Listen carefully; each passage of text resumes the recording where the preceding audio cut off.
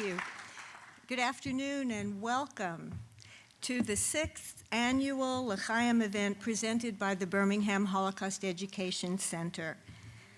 L'chaim is Hebrew for to life. And today we celebrate the life of a very special member of our community who is a champion for Holocaust education, Betty Allenberg Goldstein.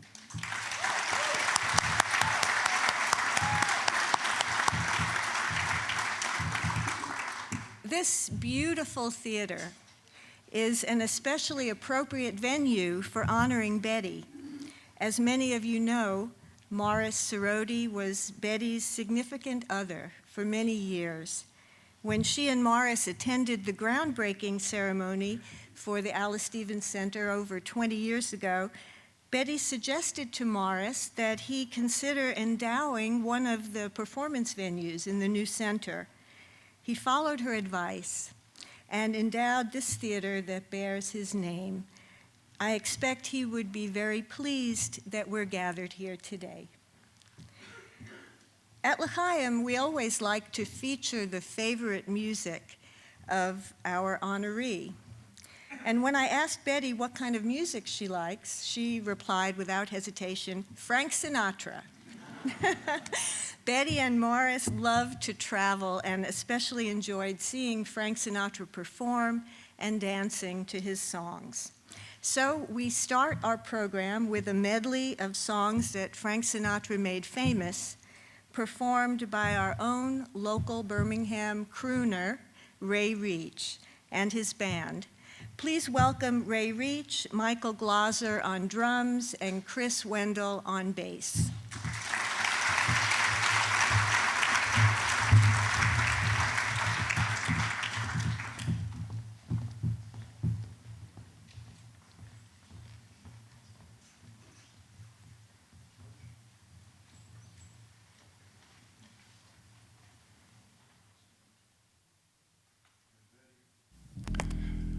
Betty, these all go out especially from us to you.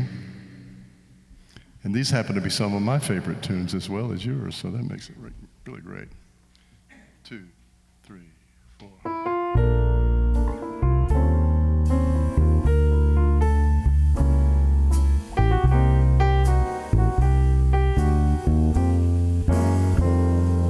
Fairy tales can come true. It can happen to you. If you're young at heart, for it's hard you will find to be narrow of mind when you're young at heart. You can go to extreme with impossible means. You can laugh when your dreams fall apart at the seams. And life gets more exciting with each passing day. Love is either in your heart or on the way.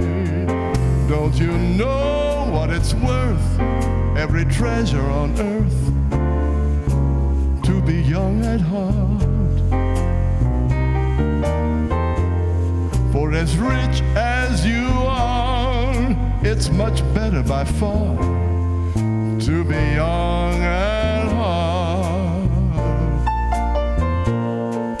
And if you should survive to 105, look at all you derive from being alive.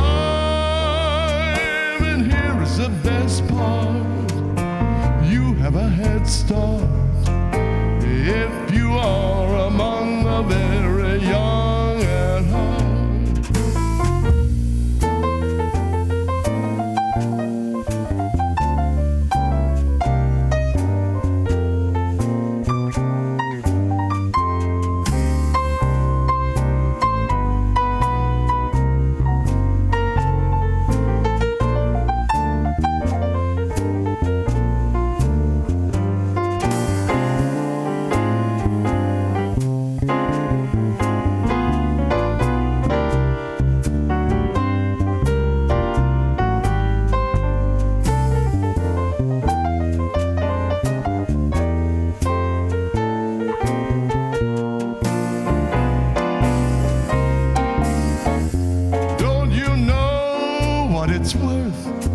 treasure on earth, to be young at heart.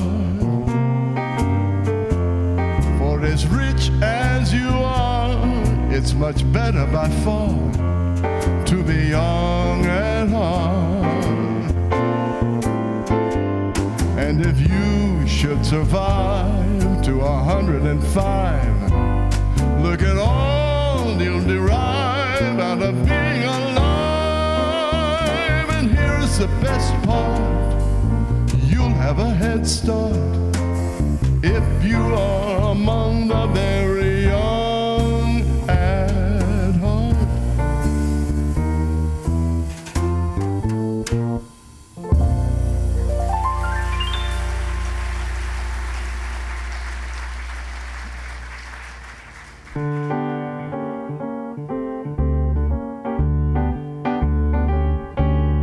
It had to be you. It had to be you. I wandered around and finally found somebody who could make me be true, could make me be blue, and even be glad just to be sad thinking of you. Some others I've seen might never be mean, might never be cross or try to be boss, but they wouldn't do. For nobody else gave me a thrill. With all your faults, I love you still. It had to be you, wonderful you.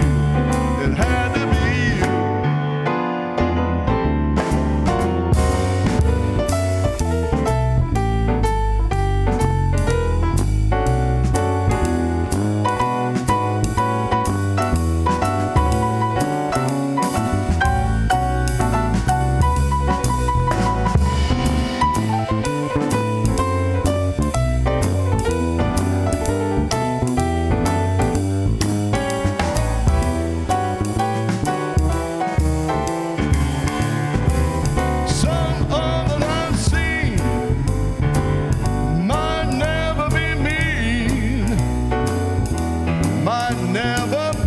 So try to be boss, but they wouldn't do.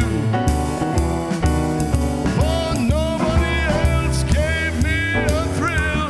With all your faults, I love you still. It had to be you, a wonderful you. It had to be you. It had to be you, a wonderful. With all of your faults, I love you still. It had to be you, a wonderful you. It had to be you.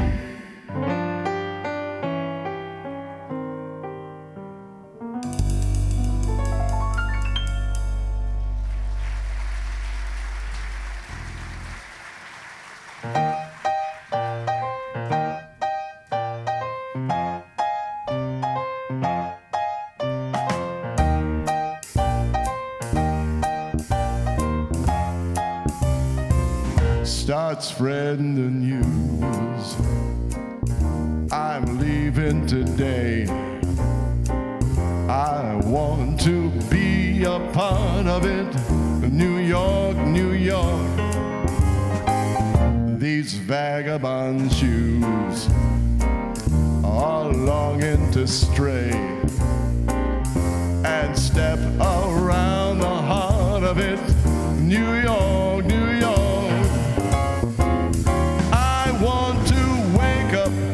In the city that doesn't sleep, to find I'm king of the hill, the top of the heap. My little town blues are melting away. I'll make a brand new start of it in old New York. If I can make it there, I'll make it anywhere. It's up to you, New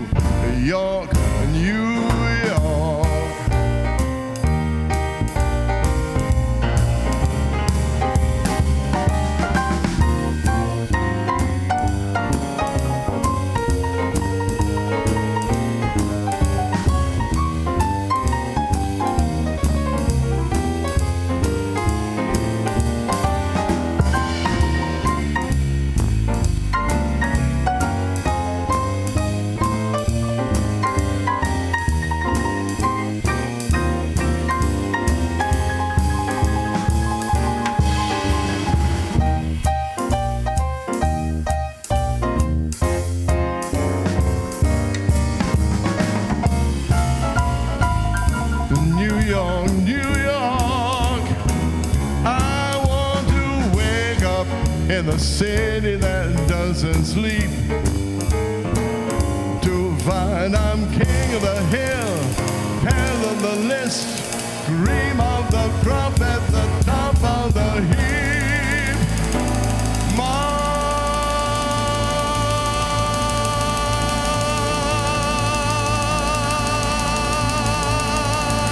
little town blues are melted away. I'll make a brand new start of it in old New York. If I can make it there, I'll make it anywhere. Come on, come through New York.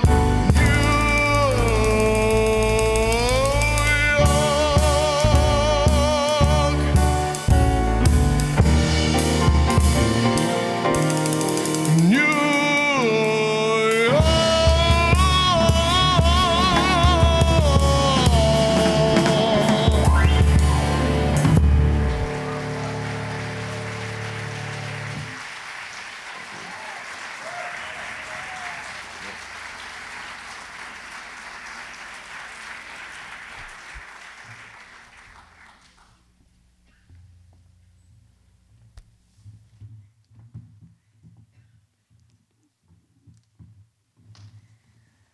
Well, I don't know about you, but I could listen to them all day.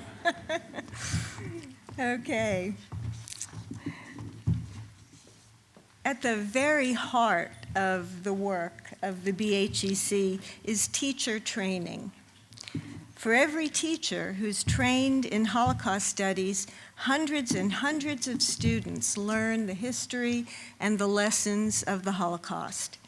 They begin to apply the lessons to their own lives, and they carry these lessons with them when they go out into the world as adults.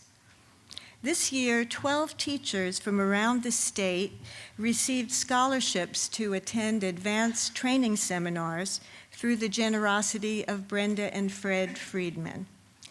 The teachers who received this training become leaders in Holocaust education. Many of them launch Holocaust studies courses in their schools. 3 of our past scholarship recipients, Amy McDonald, Jeremy Brown, and Dominique Lanchet, have been selected to be teaching fellows at the U.S. Holocaust Memorial Museum in Washington, D.C., and are now involved in Holocaust education at the national level.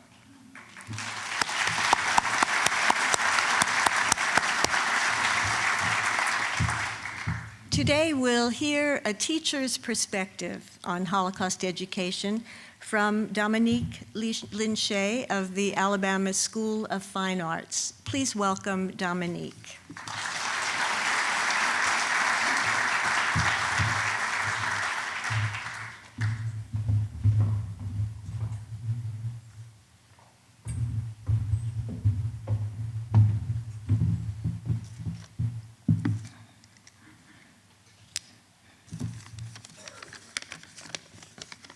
I can't see anybody. And I am following Frank Sinatra.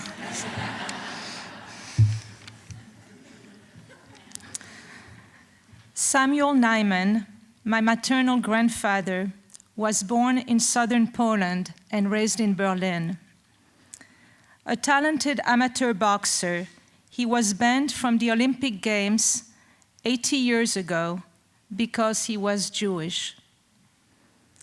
In the fall of 1940, he found refuge in Antwerp and then in Brussels, but by then, Belgium was already occupied by Nazi Germany.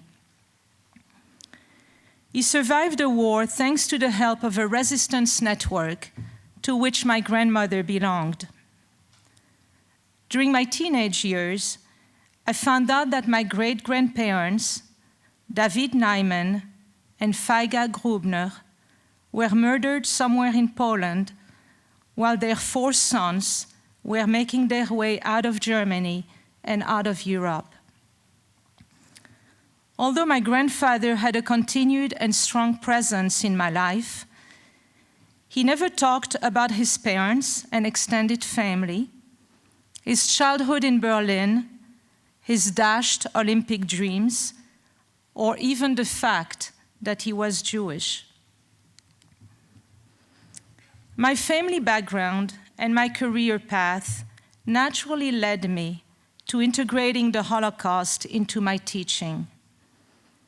I had to understand exactly where my ancestors came from, what had happened to them 20 short years before I was born, and ultimately who I was. I also realized that I had to find ways to transmit this history and the stories that had survived. Each time I entered the US Holocaust Memorial Museum in Washington, D.C., two sights move and summon me. The first is an inscription from Isaiah, etched in black marble, that reads, "You are my witness." The second is a little table located past the information desk where visitors can meet and talk to a Holocaust survivor. It's easy to miss the little table, but during my week as a museum teacher fellow last month, I recognized Nessie Godin, a survivor who had made a presentation to my Belfer conference group a year ago.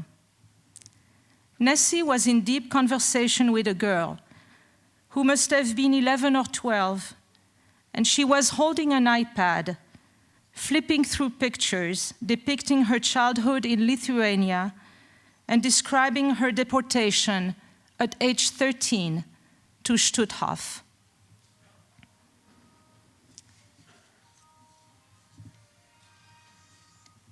When a friend asked me recently how the program at the museum had gone, I responded that this was the moment when I spotted Nessie, that I knew why I was there. It was then that I was reminded that Nessie, all the Nessies, were the reason I was there. Like Max Steinmetz and Max Herzel, who came and talked to my students last year, and like our other local Holocaust survivors, Nessie bravely bears witness and tells a story that needs to be told and retold. I am grateful for the words and the voice they have found to do this. And I am thankful to be able to listen and to carry the survivor stories into my classroom. After Mr. Steinmetz's visit to ASFA last January, one of my students remarked that shaking his hand was a transformative moment because she then felt connected to this history physically, emotionally, and intellectually. Consequently, she acknowledged feeling a moral obligation to advocate for humans in crisis. This is why I teach. Another student pointed out that to her, the most powerful moment in the class was when she realized that the perpetrators were not monsters or marginalized members of their society, but ordinary people who chose to participate in barbarous acts. She recognized that if they could do it, all of us carry that potential too. Teaching the Holocaust inevitably leads to showing how we are burdened with choices and how every choice defines us as individuals, as members of our communities, and as members of the human race. The subject raises questions of fairness, justice, individual identity, peer pressure, conformity, indifference and obedience, issues adolescents confront in their daily lives. students are also challenged to comprehend the magnitude of the Holocaust. They are often particularly struck by the fact that so many people allowed this genocide to occur by failing either to resist or to protest. I thank you for giving me the resources to be a better teacher and for helping me shape a more caring, open, and civically responsible community, one Holocaust studies class at a time.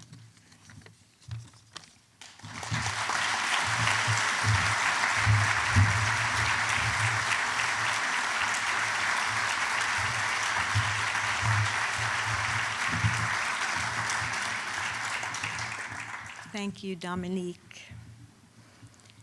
Of all of the many aspects of Holocaust education, Betty Goldstein is most excited when students respond to what they've learned with their own creative expressions.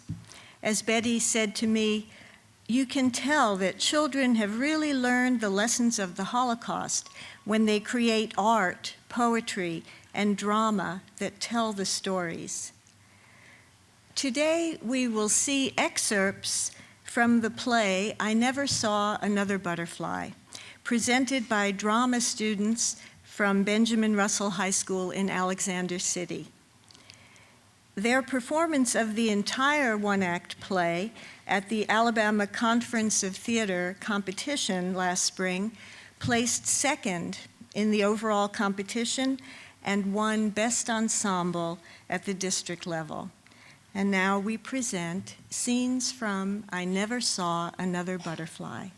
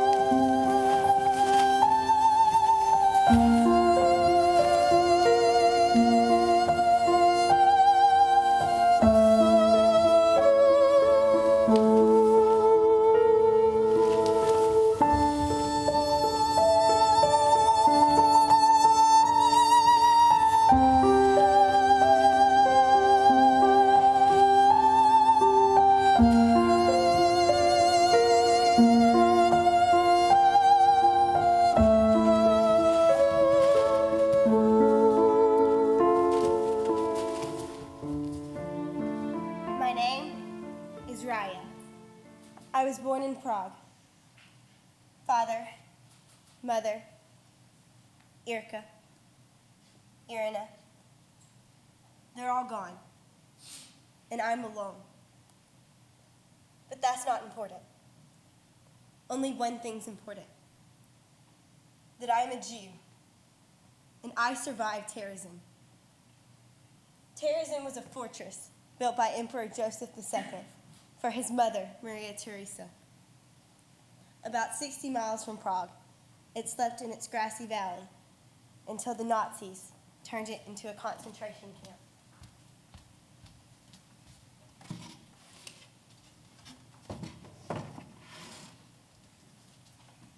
What is your name? I am Irina Sinkova, and I'm a teacher here in Terezin.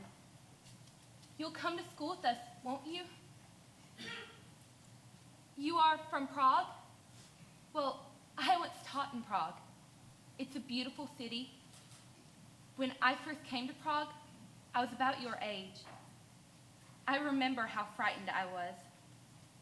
But after I made some friends, I was happy to live there. Now, you are not alone, and you must not be afraid. But you must tell me your name. How can we be friends? I won't know what to call you. My number, Here.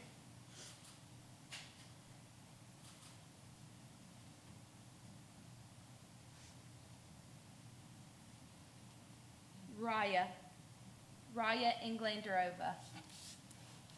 Come, Raya, and let me tell you about our school here in Terezin. We have many children and few books, but many songs. And every day, if you wish, you may paint and draw. Would you like to paint? I'll find some paper for you, and you may begin. My name is Raya. Hurry. Sit down. Don't be afraid. Don't be scared. Quiet. Sit down. Now remember to be quiet. And whatever you see or hear, and whatever is done, we are all together. Remember this, and you will not be afraid. Now, come and sit close together.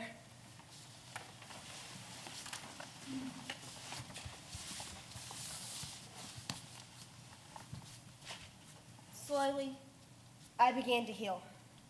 I and hundreds of other children who passed through Irina Sinkova's classroom.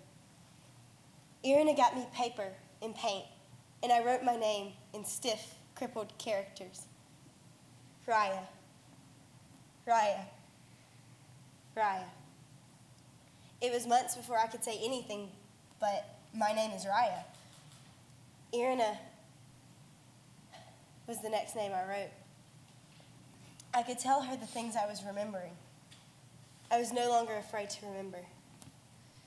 Children, look out. It's a beautiful day. Look at the beautiful mountains. And look, the sun above the mountains. And look past that and see a hope for freedom, that we will all survive. I was one of them. The children of Terezin. One who saw the barbed wire fence, the rats, the lice. One who knew hunger, dirt, and smells. One who heard trains arrive and leave, screaming sirens, and the tread of heavy feet in the dark. I sat in Irina Sinkova's classroom to paint and tell the story of those days. Okay, children, now let's paint and draw the story of today. It has been weeks since I came to this ghetto. I did not know that such a thing could happen to me. But when I go home, I'm going to eat only white bread. When I go home, I'm going to make my bed every day, clean.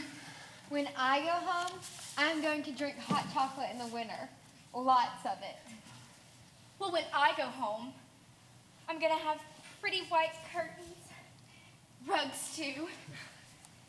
I'm gonna play ball in the courtyard when I go home and shout if I want to. I'm going to sit very quiet and read storybooks when I go home. All night, maybe. Well, when I go home, I'm gonna play the piano, and everyone will sing, and we won't care how loud we are. In Terezin, in this so-called park, a queer old granddad sits in this so-called park. He has a long beard down to his lap, and on his head, a little cap. Hard crust he crumbles in his gums. He's only got one single tooth. Instead of soft rolls, lentil soup. Poor old graybeard. I've lived here in Terezin for more than a year. In Terezin, this black town now. And when I picture my old home so dear, I can love it more than I did, somehow. Home, home, why did they ever tear me away? Here the weak die easy as a feather. And when they die forever. I'd like to go back home again. It makes me think of sweet spring flowers, Before, when I used to live at home, it never seemed so dear and fair. The singing, the reading, the drawing. This was all part of our survival. In spite of the SS guards and the orders against teaching, Irina kept school in the children's barracks. An older boy always kept watch, and on sight of the SS guards, he whistled. And learning turned into children's games. Games were permitted, but learning was a crime for Jews.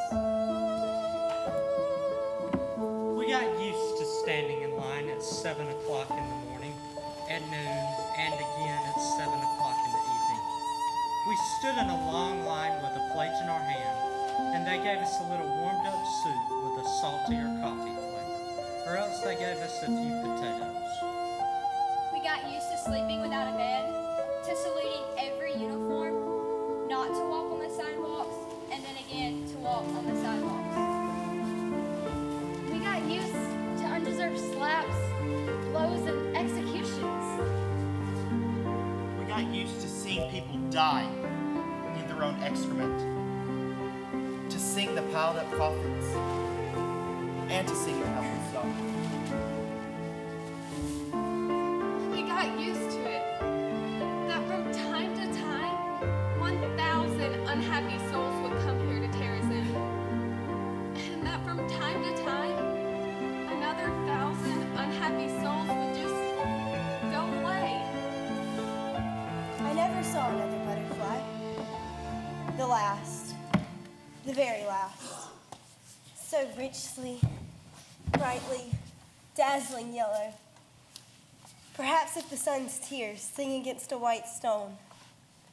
Such a yellow is carried way up high. It went away. I'm sure because it wished to kiss the world goodbye. For weeks I've lived here, penned up inside this ghetto. But I found my people here. The dandelions call to me, and the white chestnut candles in the court. Only, I never saw another butterfly. That butterfly was the last one. Butterflies don't live here in the ghetto. He doesn't know the world at all. He who stays in his nest and never goes out. He doesn't know what birds know best, nor what I love to sing about. The world is full of loveliness.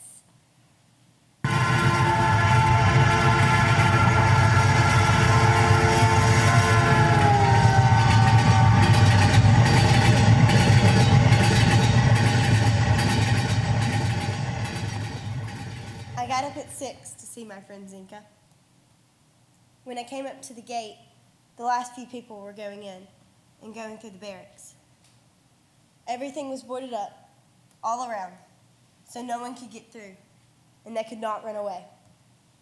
I jumped over, ran up to the last people going through the gate.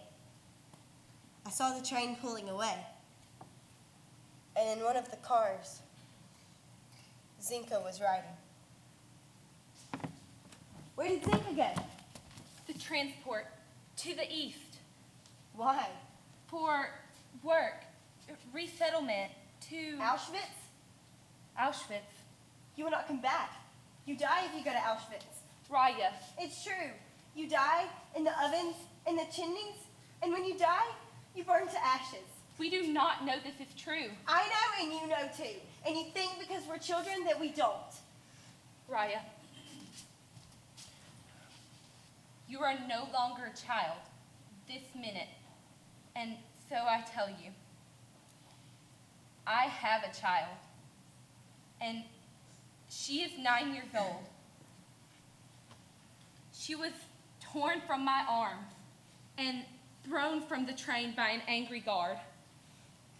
Raya, I tried to throw myself after her, but they dragged me back into the car.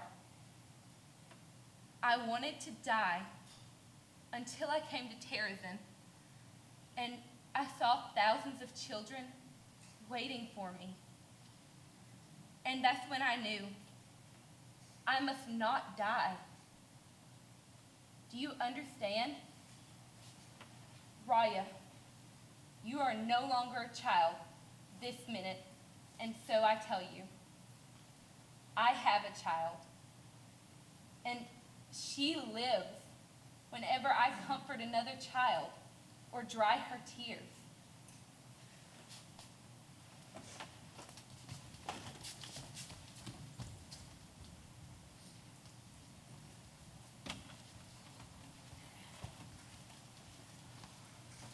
The heaviest wheel rolls across our foreheads to bury itself somewhere deep inside our memories. We've suffered here. More than enough. Here in this clot of grief and shame. Wanting a badge of blindness to be a proof for their own children. A fourth year of waiting, like standing above a swamp, from which at any moment may gush forth a spring. Meanwhile, the rivers flow another way, not letting you die and not letting you live. And the cannons don't scream, and the guns don't bark, and you don't see blood here. Nothing. Only silent hunger. Children steal the bread here and ask and ask and ask. And all would wish to just go to sleep, keep silent, and just go to sleep again. The heaviest wheel rolls across our foreheads to bury itself somewhere deep inside our memories. Memory, come tell a fairy tale about my girl who's lost and gone. Tell about the golden grail and bid the swallow bring her back to me. Fly close to her and ask her soft and low if she thinks of me sometimes with love, if she is well. Ask too before you go if I am still her dearest, precious dove. And hurry back, don't lose your way, so I can think of other things. But you are too lovely, perhaps, to stay. I loved you once. Goodbye, my love.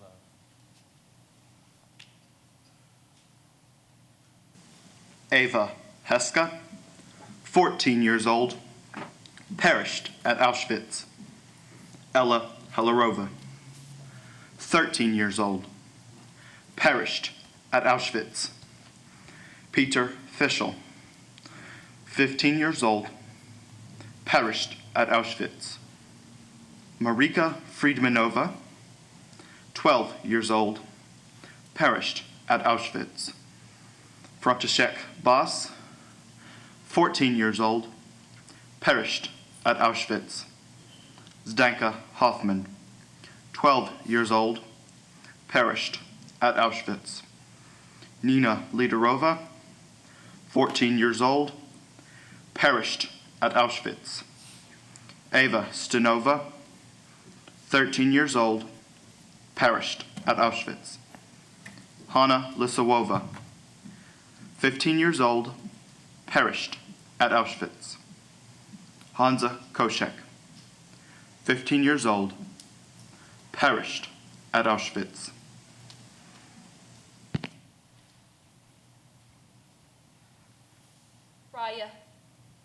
Raya Inglanderova. You know by now that my number, 102-866, was called. And when you come to school today, you will see that I have already gone. I've wrapped up the last of the pictures and poems in my shawl. I'll leave them here. Bury them with the rest somewhere. And remember what they meant to all of us here in Terezin. I have nothing left to give you but this. What you and all the children have made here in Terezin. The fields, the flowers, and all of the butterflies. Goodbye.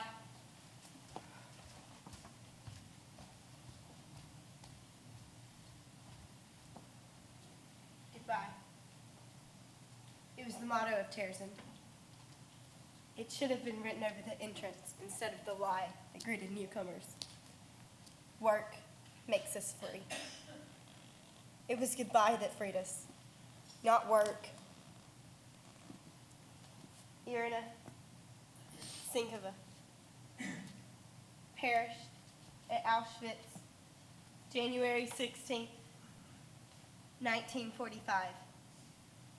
And I, Raya Inglandarova, after the liberation, returned to Prague.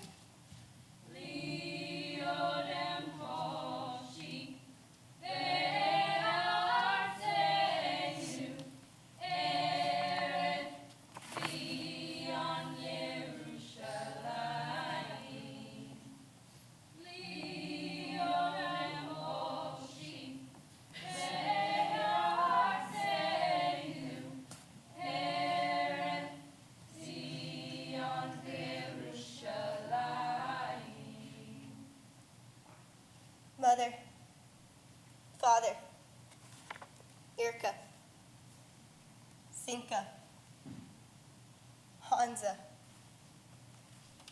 I hear and I remember. Irina Sinkova, I remember.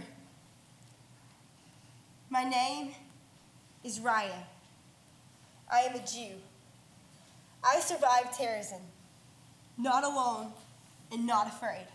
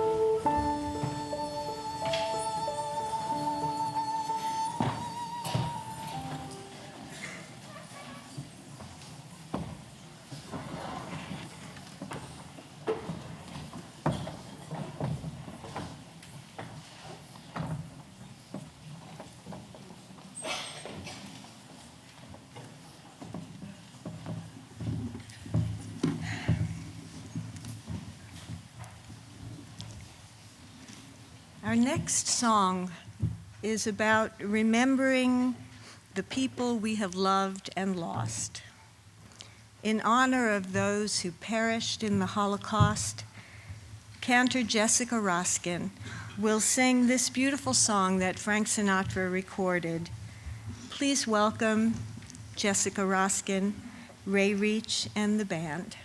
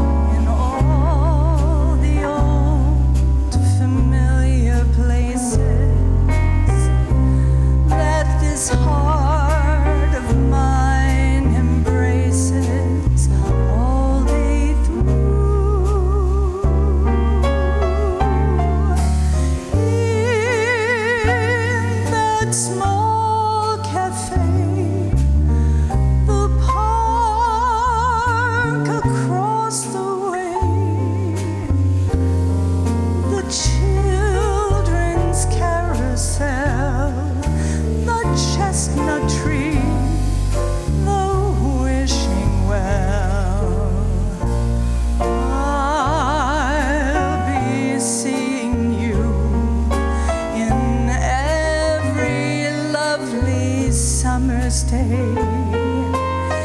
in everything that's light and gay. I'll always think of you that way. I'll find you in the morning sun, and when the night is new, I'll be looking at the moon, but I'll be seeing you.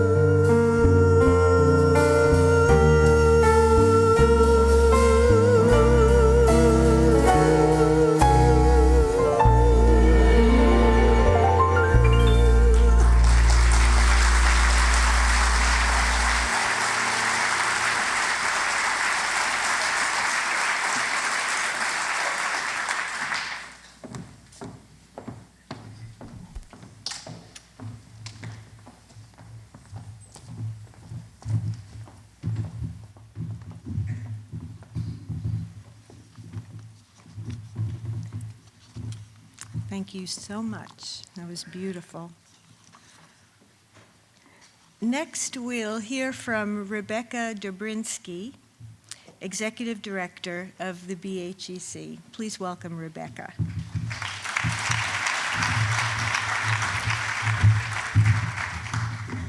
Once again, welcome to L'Haim 2016, honoring Betty Allen Berg Goldstein. I'm really excited to be talking with you this afternoon because the BHEC has had an amazing year. I know that sounds, everyone says amazing, but it truly has been a breakout year for us, especially in developing partnerships in Birmingham and throughout Alabama. We held 4 teachers' workshops partnering with Troy University, the University of West Alabama, the University of Alabama in Huntsville, and Samford University. Our original production, A Slippery Slope, was performed in Dothan, Huntsville, and Birmingham. The original artwork for Darkness into Life was displayed at Vulcan Park and Museum. We partnered with St. Luke's Episcopal Church in Mountain Brook to bring Holocaust survivor Eva Kaur to Birmingham for a public talk, as well as a special presentation for area students. This event also opened the doors of communication with the Birmingham Islamic Society. We strengthen our longstanding partnerships with Emmett O'Neill Library and the Birmingham Public Library with our annual film series and speaker series. We are looking forward to another year with both of these institutions in 2017. We worked with the Lester Siegel family, Birmingham AIDS Outreach, and the Lyric Theater to bring a Holocaust-themed opera to Birmingham. We hosted Shelby County High School, Parkside Middle School, the Annie Miles Jewish Day School, Brookdale Assisted Living, the Roadrunners Seniors Group, and the Birmingham City Council for visits to our center. We were also very excited to have the Birmingham Civil Rights Institute's Legacy Youth Leadership Program at the center prior to their trip to the U.S. Holocaust Memorial Museum in Washington. The Jewish Motorcyclists Alliance visited Birmingham and brought over 100 motorcyclists from throughout the U.S. and Canada to Birmingham and to the center. We were a finalist for the Birmingham Business Journal's Nonprofit Awards. Church Street Coffee and Books in Mountain Brook not only displayed Holocaust-related books and BHEC information, but made a donation from book sales during the month of May. They provided the coffee for our dessert reception this afternoon too, and will be sponsoring our upcoming book club. We also partnered with ARC Stories, who featured us as their event beneficiary during their May event, Stories on a Change in Perspective. In case you didn't notice during the pre-program slideshow, this year we've experienced the most corporate support for L'Haim since its inception. Thank you to Alabama Power Foundation, DeShazo, Medical Properties Trust, Mercedes-Benz, Protective Life Foundation, Regions Bank, the Alice Stevens Center, Blue Cross Blue Shield of Alabama, EBSCO, the Jernigan Foundation, Cobbs Allen, Doster Construction, Lucky & Company, South Pace Properties, UAB, Vulcan Materials Company, Baker Donaldson, Behrman, Caldwell, and Berkowitz, Plainclothes, and Mayer Electric Supply Company. Most recently, we began a program called Names Not Numbers with the N.E. Miles Jewish Day School and are partnering with the Universalist Unitarian Church and Alabama Public Television to present a special preview of the film Defying the Nazis, The Sharps' War by Ken Burns and Artemis Chukowski. We will also work with the Osher Lifelong Learning Institute to present a 4-part class on the Holocaust next month. Our 2016-17 workshops provide the opportunity for us to partner with the Jewish Partisan Foundation, the University of Alabama at Birmingham, and once again, the University of Alabama in Huntsville. We did this in addition to our quarterly teacher cadre, our traveling version of Darkness into Life visiting 17 schools and community groups, and our speakers making over 75 presentations. Sounds exhausting, doesn't it? But it's what we do. We're teaching the history and lessons of the Holocaust to the next generation and throughout our community. We're demonstrating why we cannot tolerate a culture of division, of fear, of intolerance, of hate. We're showing people how it is important to stand up, and especially important that we remember the words, never again. Finally, thank you for being a part of today, for being a part of the BHEC. It is you who enabled us to live out our mission and educate students, teachers, and our community. We couldn't do this without you. Our board couldn't do this without you. Our survivors and speakers couldn't do this without you. We're in this together to do our part to ensure the events like those during the Holocaust never happen again. Thank you.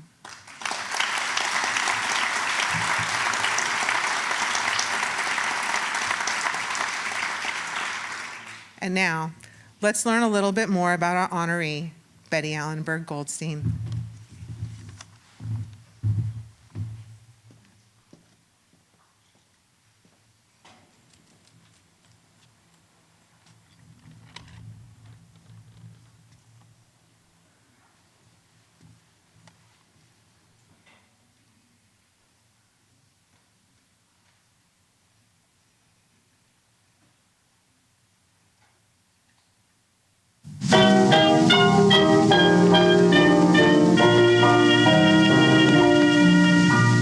I was born in Memphis, Tennessee in 1928.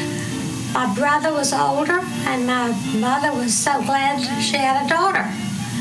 And that was me. I can't give you anything but love. I had very loving parents, a loving brother. And my brother, unfortunately, was killed in 1944 in the Battle of the Bulge, the Second World War. And that was devastating to my whole family. But life goes on and you just have to do the best you can. I went to a Reformed synagogue Sunday school and I was confirmed.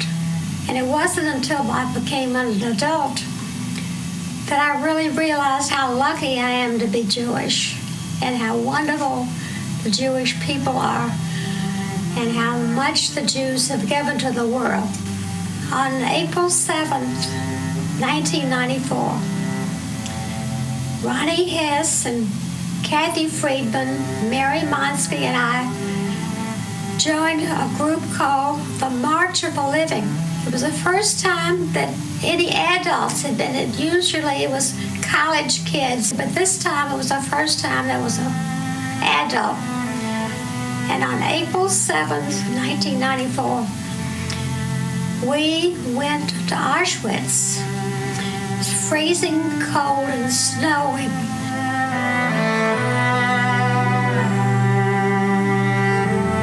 I'm sure everyone has seen this thing that the Germans put up in Auschwitz. Work makes you free.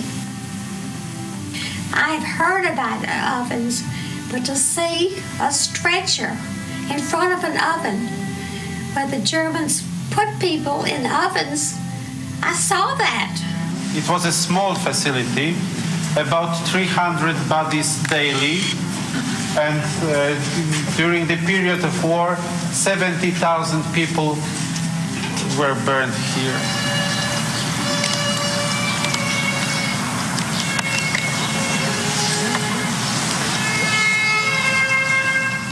It was snowing and cold.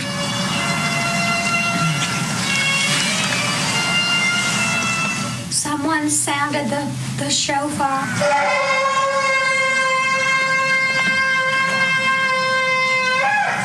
And we marched from Auschwitz to Birkenau, carrying Israeli flags, and we walked in total silence.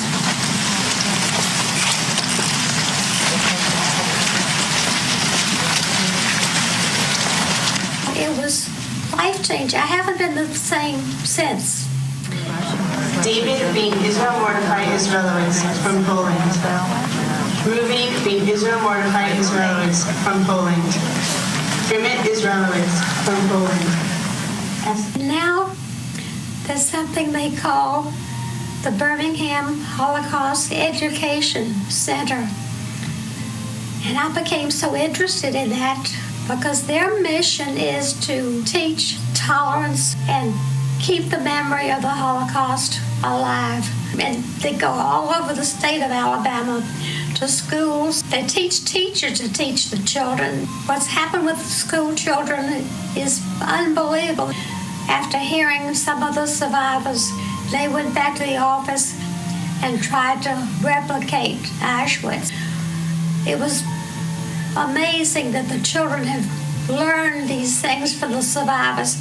We have a mission, and that's to spread the word of what happened in the Holocaust. So there won't be any more prejudice against Jews. What we're doing now is so important, to teach tolerance. So this is our little part. Never should this happen again. I thank you for coming, all of you who are here. And I hope when you go out, you'll spread the word. Eradicate hatred in every form. Each of us can do a small part in helping the world become a better place. And that's what I hope for. That's why we should support the BAGC.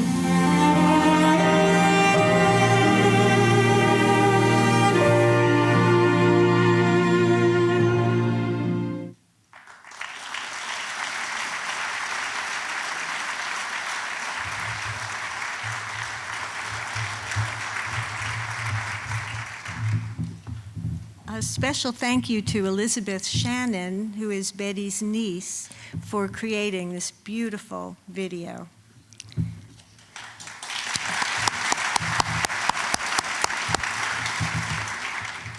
And now Phyllis Weinstein, the president of the Birmingham Holocaust Education Center, will make a presentation to our L'Chaim 2016 honoree, Betty Allenberg Goldstein.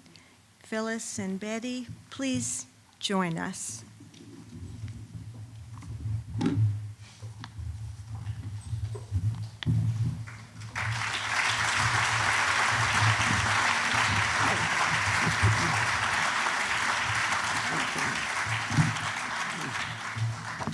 Thank you.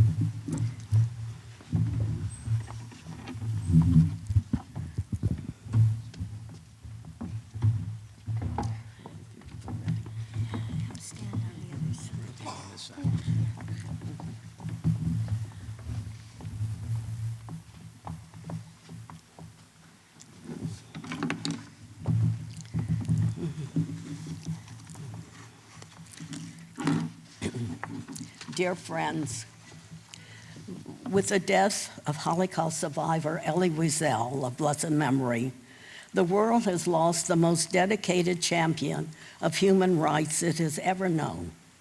He has been called the conscience of humanity, and through his words and writings, he has given us guidelines to follow on the journey to establish better human relations where each of us respects the dignity of each individual. He said, silence is not the answer. And our honoree, Betty Goldstein, is not silent.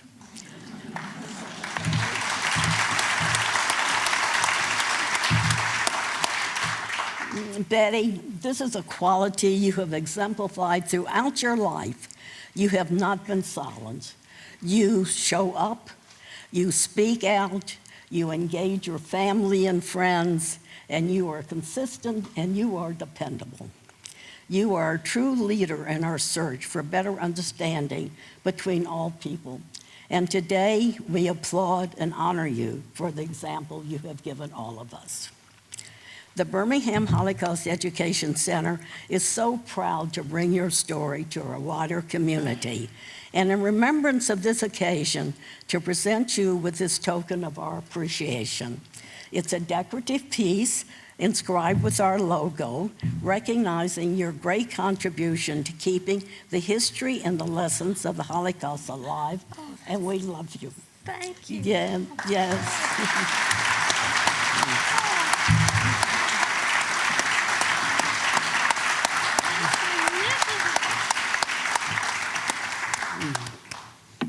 Thank you. Okay, thank you. Yeah.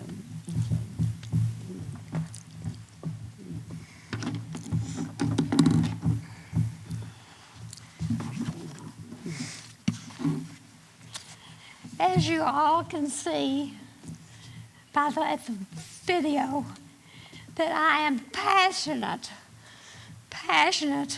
about the Birmingham Holocaust Education Center. The march from Auschwitz to Birkenau was a remarkable experience.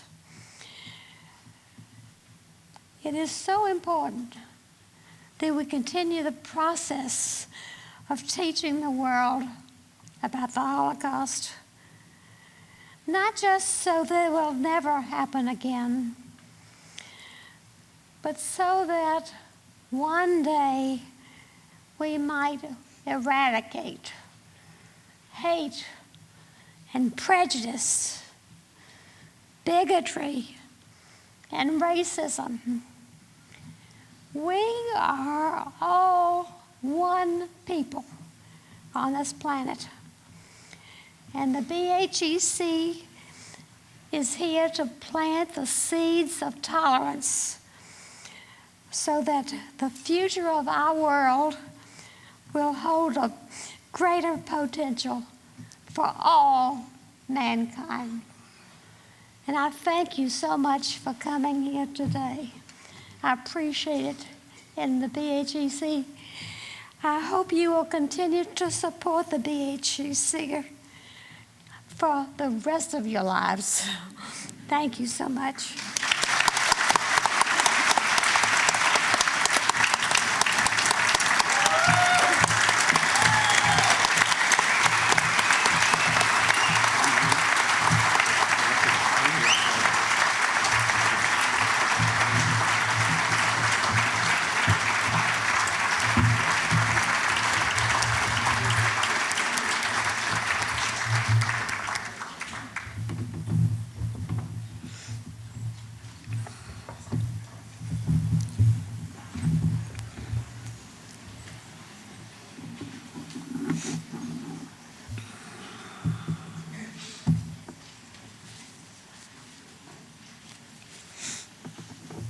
In her email salutations,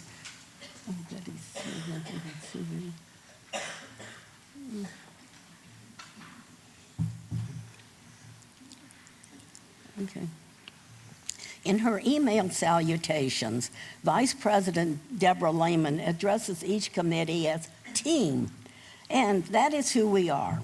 We are a team focused on Holocaust education that achieves through many diversified channels, as you have already heard this afternoon. We are so grateful to our 25 volunteer board of director members and many ex officio members who bring devotion and service to our organization. And I would like these wonderful people to please stand so that the audience can see who you are. So will our board of directors please stand?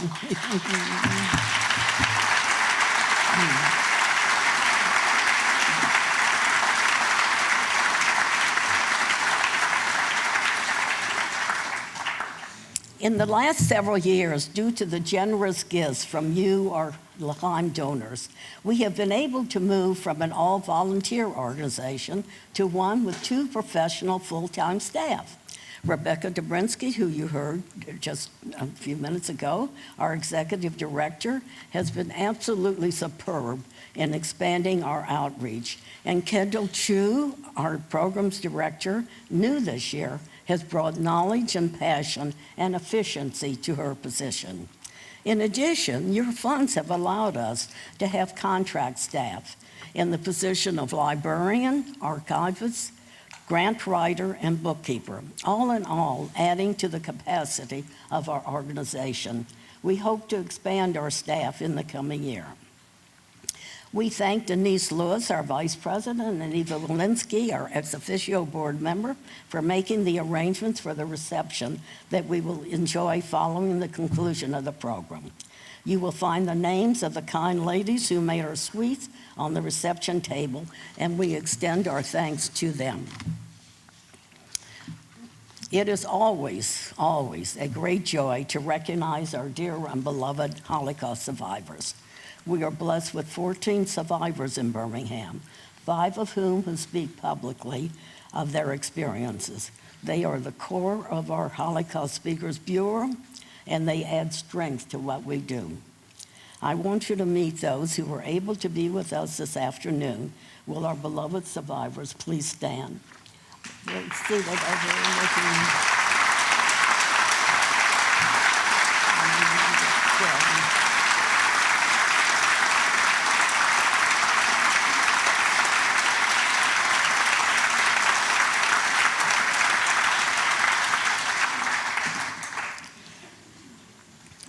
We are gratified by the participation of children of survivors, some of whom have documented their parents' stories and are active members of our Speakers Bureau in the Gardens of Remembrance program. They fulfill an increasing number of speaking engagements throughout the year. Now, let us meet the second and third generation of survivors in our dedicated Gardens of Remembrance. Please stand.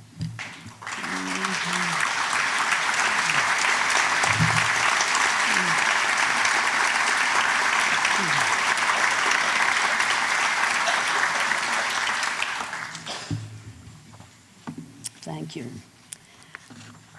Deborah Lehman, who you have come to know through her extraordinary program productions for Laheim, has again crafted a meaningful, educational, and entertaining afternoon for us as we culminate our annual fundraising campaign. We are so extremely fortunate to have such talented volunteers, dedicated and committed to the ideals of human rights. We express our most sincere thanks to Deborah for her time, for her efforts and ability to assemble all these parts into an important Laheim 2016 program. We applaud you.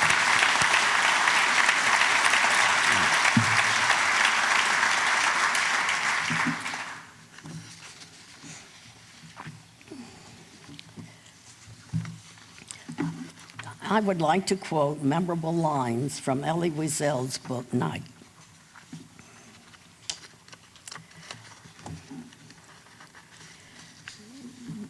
Never shall I forget that night, the first night in camp, that turned my life into one long night, 7 times sealed. Never shall I forget that smoke. Never shall I forget the small faces of the children whose bodies I saw transformed into smoke under a silent sky. Never shall I forget those flames that consume my faith forever. Never shall I forget the nocturnal silence that deprived me for all eternity of the desire to live. Never shall I forget those moments that murdered my God and my soul and turned my dreams to ashes. Never shall I forget those things, even were I condemned to live as long as God himself. Never. When asked if he knew the response to Auschwitz, Elie Wiesel answered that not only did he not know a response to Auschwitz, he did not even know if a tragedy of this magnitude has a response. But what I do know, he said, is there is a response in responsibility. When we speak of this era of evil and darkness, responsibility is a key word. And this, dear friends and donors, you have made possible for us to fulfill in keeping the history and the lessons of the Holocaust alive by your generous response to this campaign. The challenges were expressed daily by the leaders of the campaign, Joel Rodenstrike, Carol Pazitz, and Kathy Freeman. These ideas of a better Birmingham, a better response to evil and darkness, are what has motivated them in all of their important activities throughout their very long, active volunteer service in our community. They have earned the trust, the respect, and the deep appreciation for their good works from each and every one of you, which was reflected in the enormously successful campaign. Joel and Carol, will you now give us your report? Thank you.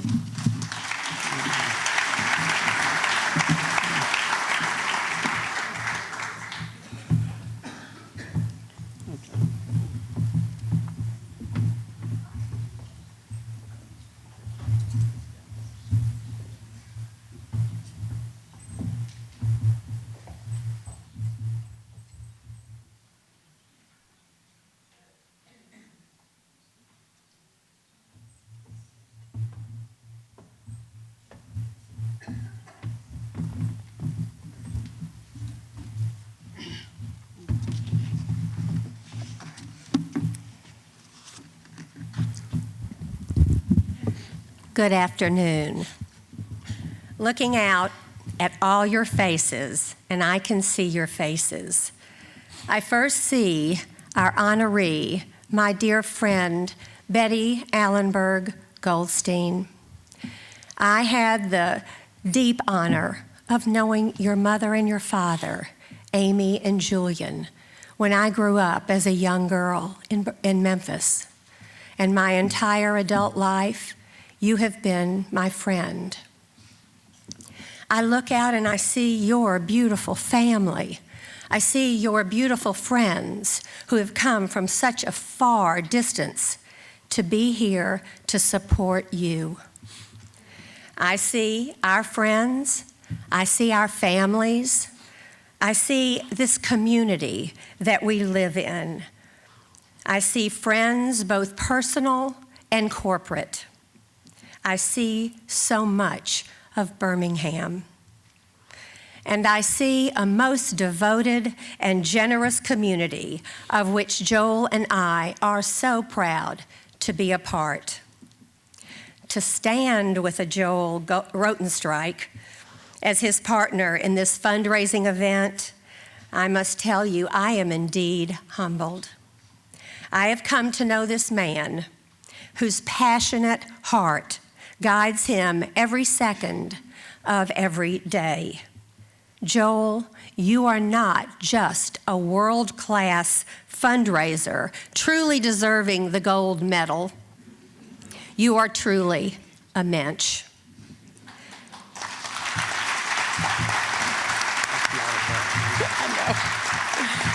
Together, Joel and I have spent hours, weeks, and months working toward what oftentimes I would think to myself, these goals are impossible, Joel.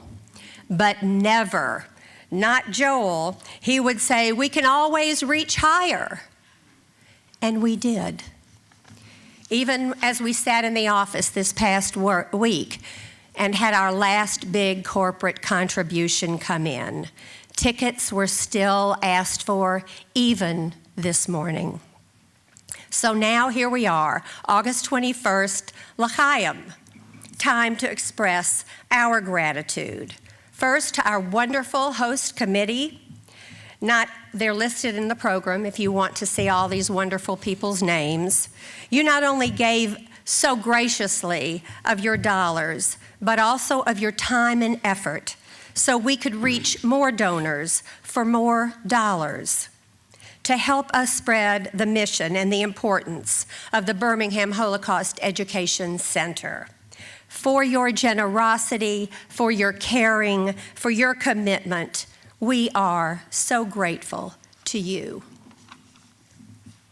Throughout these past months, through all our meetings, our calendar meetings, our letter writing meetings, our phone calls, our emails, and more meetings, two very special women deserve our highest praise. First, our Executive Director, Rebecca Dobrinsky. You are quite something, girl. We could never have achieved any of our goals without your steadfast commitment, your devotion, deep devotion to our cause, your caring heart, and your joyful spirit. You kept us on track, running the office, all the planning, and all that everyone just heard that you did. And you were with us every step of the way. For all your hours and your time invested, we are so grateful to you. And to our newest staff member, Kendall Chu, our programs administrator. You never missed a beat. You came into our office not long ago, but it was as if you'd been there for years, taking care of all the behind-the-scenes tasks, mailings, letter writings, more mailings. Your generous heart, your bright and beautiful smile, your immediate dedication to this detailed process of fundraising, and your deep kindness to Joel, because every time Joel walked into that office, you had that bottled water because Bunny said, make Joel drink his water. So for all that and more, Kendall, we are so grateful to you. And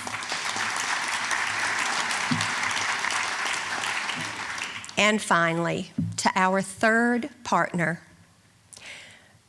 BHEC Chair of Fundraising, our dear friend, Kathy Friedman. Joel and I so admire and acknowledge your life of caring and commitment to making our world a better place. And you do, Kathy. Because of your passionate spirit, your long-term and lifetime relationships that have grown so deeply throughout all of Birmingham, from your Brook Hill school friends to presidents and CEOs, girl, when you call, they answer. And our dollars grew exponentially, and we are so grateful to you.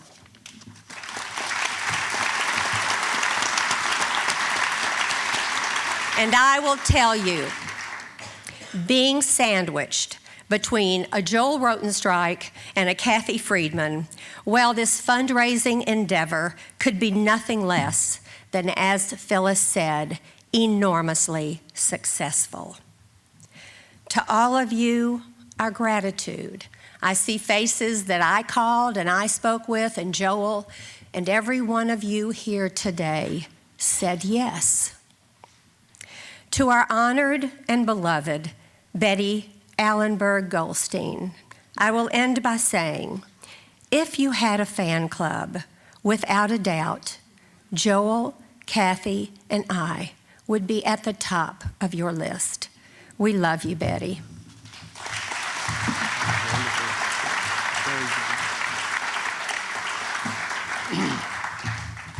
I am going to drink this water.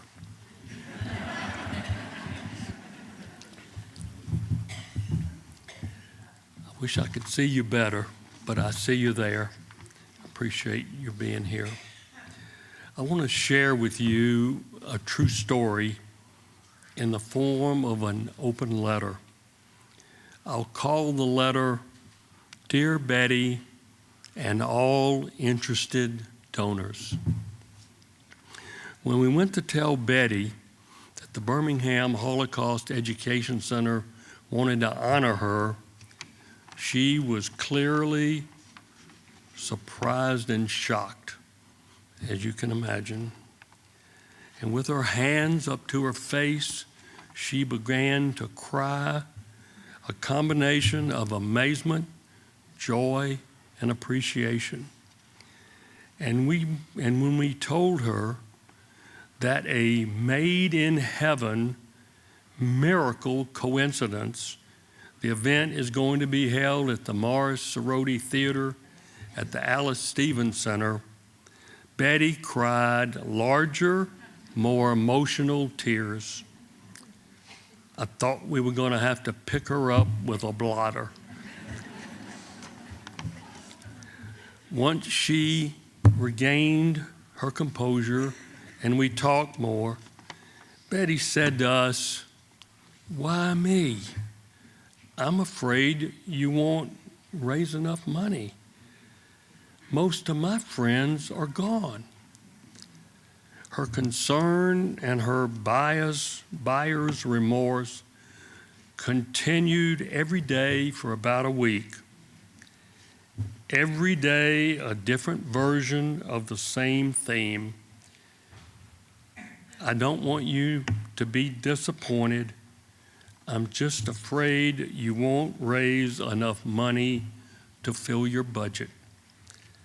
Finally, after a week of taking that, I said to her, "I have to tell you, have to trust me, Betty. It's going to be okay. And I'm giving you a job. Stay healthy."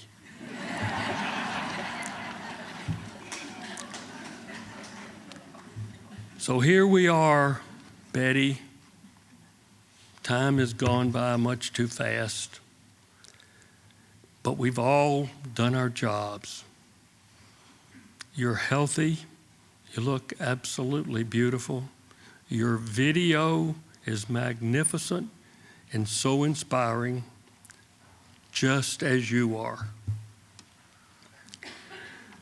Carol, Kathy, and I keep thinking back to your initial words.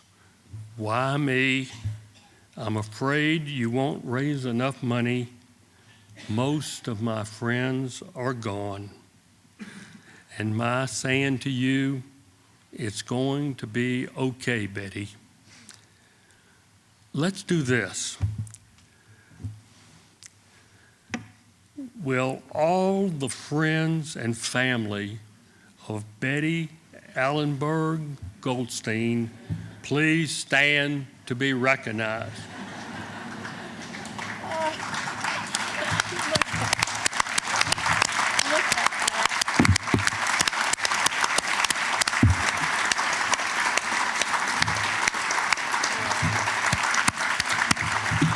And will you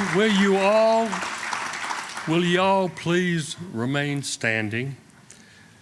Look around, Betty. These are just some of your friends. And I can tell you, Betty, that your friends and your family, your very, very generous friends and family, have contributed in your honor $312,551.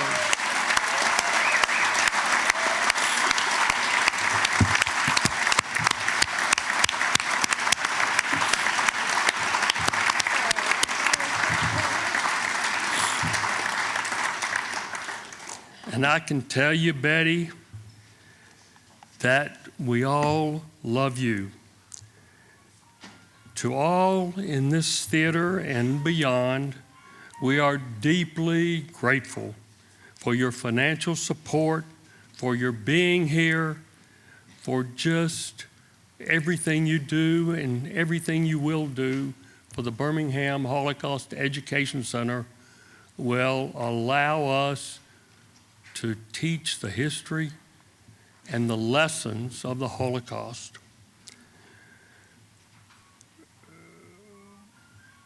We sign our open letter with thanks and love, Joel, Carol, and Kathy.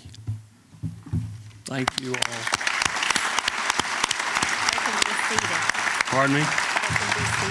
Yeah, you can be seated.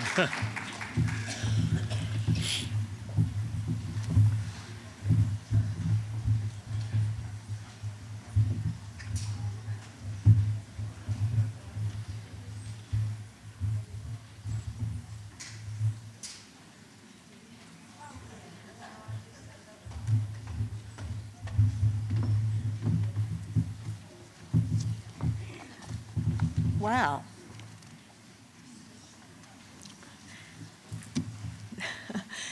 Well, I'm blown away. Joel kept that number under his hat for, so we're all hearing it together for the first time. Wonderful. We have a lot to celebrate today. To close our program, Jessica Roskin and Ray Reach will bring us one more song. It's a song that expresses how precious life is and how we must live each day to the fullest. It reminds me of our Holocaust survivors and how they overcame the tragedies of the past to embrace joy in their lives. It reminds me of Betty Goldstein, who to me epitomizes this philosophy of life. Please welcome Jessica Roskin and Ray Reach.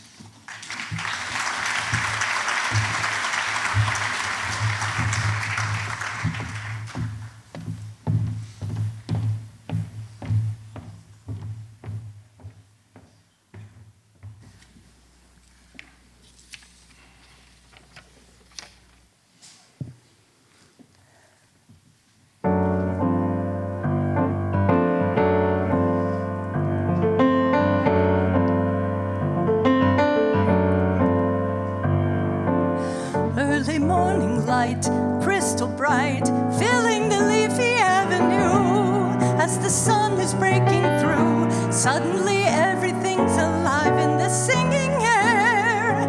Time to stop and stare, live the precious day until it's gone.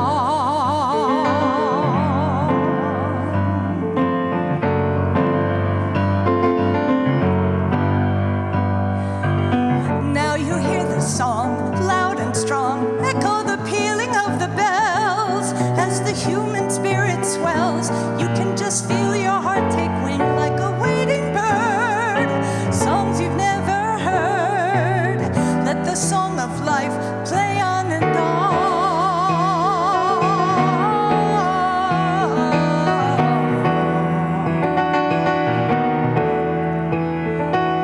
Music that the earth makes, capturing a meaning, heart songs beating,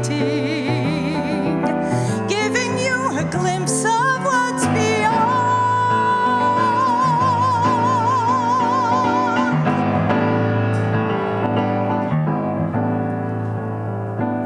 Early morning light, crystal bright, filling the leafy avenue. As the sun is breaking through, suddenly everything's alive in the singing air. Time to stop and stare, live the precious day until it's gone.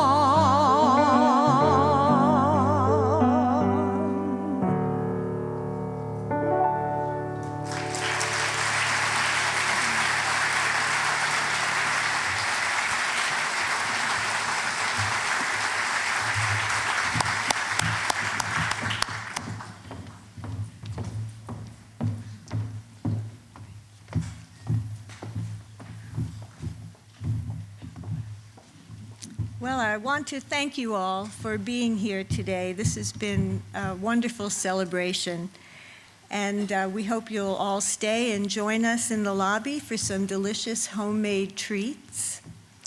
And as we lift our glasses, may we say L'chaim. And we would like to get a photograph of our Holocaust survivors who are present with the cast of I Never Saw Another Butterfly. So if you would stay in your seats for just a moment, the rest of you are dismissed.